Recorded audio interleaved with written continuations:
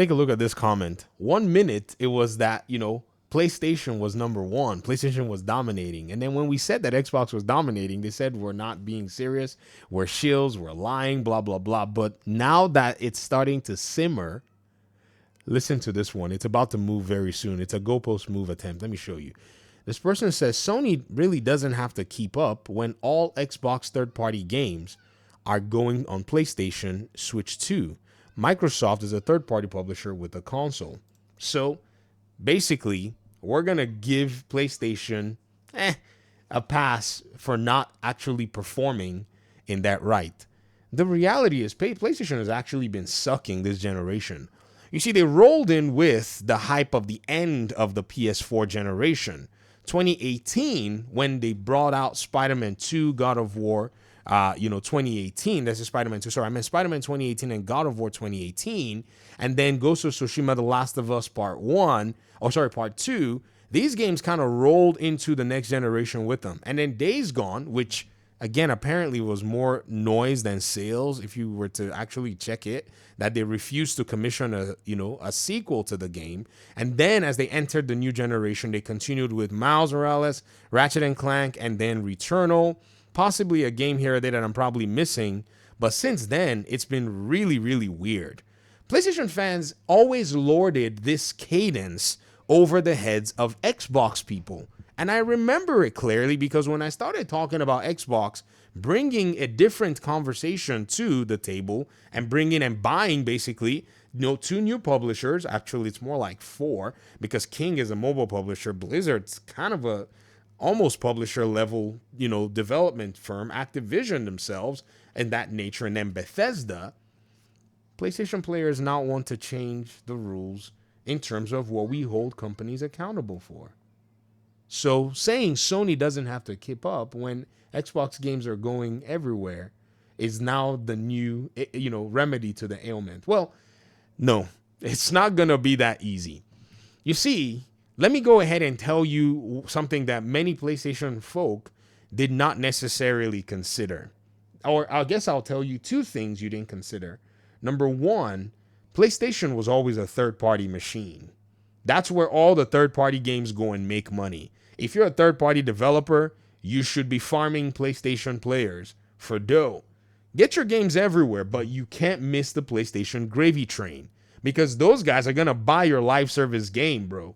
Now, as to other games, it's hit or miss, but you can be guaranteed that if there's a live service game that's popping, it's going to pop on PlayStation and it's going to pop good most of the time. Not every time, but most of the time. Xbox, having seen how that Minecraft, juice was flowing, decided they were going to buy their way to the top. And once they bought their way to the top, decided they were going to do it on even smaller scales. So they tested it out with big and almost guaranteed money with Minecraft. Then they did it with Activision Blizzard's Call of Duty, and they saw how the juice was flowing. They decided they were going to throw in Age of Empires, Forza, and everything else. It is all to go ahead and extract monies from PlayStation as a third-party publisher. However, with all this going on, PlayStation's own first-party cadence has significantly dwindled. In fact, what's been happening actually is, as PlayStation was bringing out these games in the past generation, they were also padding it with third-party deals. Final Fantasy here, this game there, that game there. While they closed their efforts to make smaller games, right? They were basically employing other hands to make their own lineup look all padded. However, Xbox's lineup, with or without external help, looks way more saturated than what PlayStation can ever do. And the response of so-called PlayStation fanboys is that we give PlayStation a pass because Xbox is already doing it. When Xbox wasn't doing it, they sucked. They're doing it, PlayStation's okay. PlayStation can't suck in our own estimation. See, we take these conversations as they come. It is what it is. We get it. People like to fanboy. But the reality is, y'all were the ones keeping scores. And so now you don't want to keep scores anymore.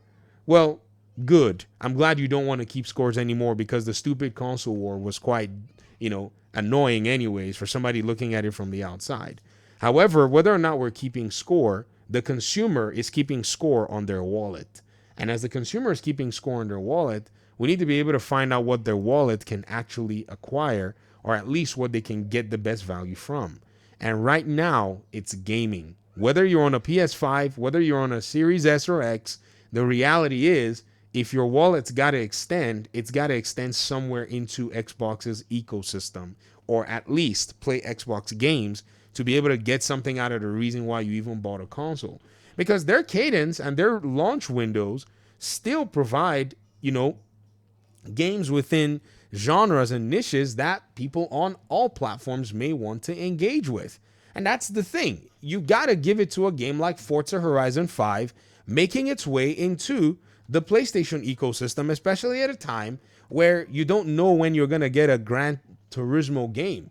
So Xbox has looked and said, we got an old racing simulator, arcade. I don't know how you guys categorize this game. I've seen people tell me Forza's not really a racing game. I'm like, okay, I don't know what the difference is. I see car on game, I can control car, racing game, right? But hey, y'all do your thing. And they decide they're going to bring it to you. And guess what? The response from the PlayStation audience doesn't make it seem like, they're doing a bad thing. If anything, the PlayStation audience are going, thank you. This is amazing because we don't have to spend $500 to buy your box in order for us to play one game. We didn't do it for many years. Forza has been a game that's been available there for so many years, and many of these people did not buy an Xbox to go ahead and play the game. But ladies and gentlemen, they're over here, and at the end of the day, it's making a whole lot of sense. Where's that pre-order list again? Top 10 games in your country. New games, pre-orders. Forza's here because Assassin's Creed done jumped up front. Death Stranding is up front. Bleach Rebirth, and then another Death Stranding, and Forza is still sitting here, the premium edition. But as April's coming close, we'll see how that actually goes. Assassin's Creed, I think, comes out very soon. This Death Stranding, because of the trailer and stuff, it's pushed it up the pre-order list, which is pretty nice. Good for them. But it's going to be one of those games that makes extra dough. There's no doubt about that, ladies and gentlemen. So again, are we just going to say, we're going to give PlayStation a pass because Xbox games are coming to PlayStation? No. We're going to judge them based on their release cadence. And thankfully, they're bringing out Death Stranding, which is a PlayStation game. So that's great. It came to Xbox. The first one came to Xbox, though, right? But it's not a PlayStation game when it went to Xbox. Kojima bought the game. Oh, don't you just love these conversations, guys? Don't you just love how these things all play out? See, as a PC gamer, I really enjoy having these conversations so we can see where the gaming industry is going. What I've noticed, nonetheless, is that so-called console warriors like pushing the goalpost. I don't know what it is about pushing the goalpost that's so attractive, but it's nice to be able to identify it. It's nice to be able to talk about it. It's nice to be able to see what's going on. But in all reality, though, the more they continue to push the goalpost, the more content is here for me to make. So do I want them to stop moving the goalposts? At some point, but for now, I would like for us to exhaust, the different perspectives even more. And there is a reason. Yes, sure, I talk about it makes me more videos, great and all, but there is a side to the consumer making really solid decisions, in terms of knowing exactly where they're going for. Because sure, there might be people saying, well, why would somebody have to move, from PlayStation to go ahead and play Xbox? But there are other people on PlayStation that are looking and saying they have Game Pass. Because many PlayStation players, well, the talking heads at least, have confessed to us that they have Game Pass subscriptions. If the talking heads, the most ardent, diehard fanboys, have a Game Pass subscription, I don't know if the casual can survive. I don't know. We'll see, though. They may have a very strong resolve. It is what it is. Talk to me in the comment section. Thanks for watching the video. Peace out.